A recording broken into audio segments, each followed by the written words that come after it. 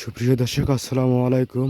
আপনারা দেখতে পাচ্ছেন আমরা সেচের পানি দিতে পারতেছি না। এই জন্য আমাদের ধানের জমিগুলো কীরকম হয়ে যাচ্ছে, মারা যাচ্ছে। এক কথায় কি, সেচ দিতে পারতেছি না। এই কারণে সেচ দিতে পারতেছি না, তেলের বাংলাদেশে প্রচুর সংকট। দেখতে পাচ্ছেন আমাদের জমির ধান গেলে আরও অনেক অনেক জমি ফেটে গিয়েছে, আবার ধান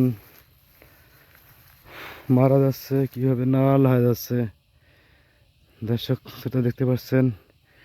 তবু আমাদের রংপুর ডিস্ট্রিক্টের কৃষকের কোনো উন্নয়ন হচ্ছে না। আর মনে হয় না আমাদের রংপুর ডিস্ট্রিক্টের কোনো কৃষকের জন্য কোনো উন্নয়ন হবেও না। সরকার আমাদের ভালো চায় না, কৃষকের জন্য ভালো চায় না। যদি ভালো চাইতো তাহলে আমাদের কৃষকের জন্য উন্নয়ন করতো। একে আলু বিক্রি করতে পারতেছে না, আলুর দাম নাই। যদিও দাম না থাকে, তারপর মনে করেন 5 টাকা কেজি আলু বিক্রি করি আমরা।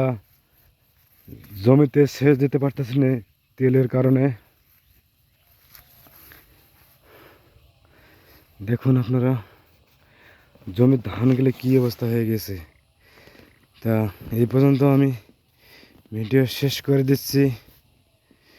আমাদের সাথে থাকার জন্য লাইক, কমেন্ট, শেয়ার, আর আমাকে একটু সাপোর্ট করবেন।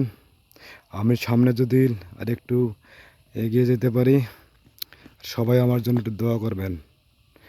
চ্যানেলটা সাবস্ক্রাইব করার অনুরোধ থাকলো প্লিজ। আসসালামু আলাইকুম।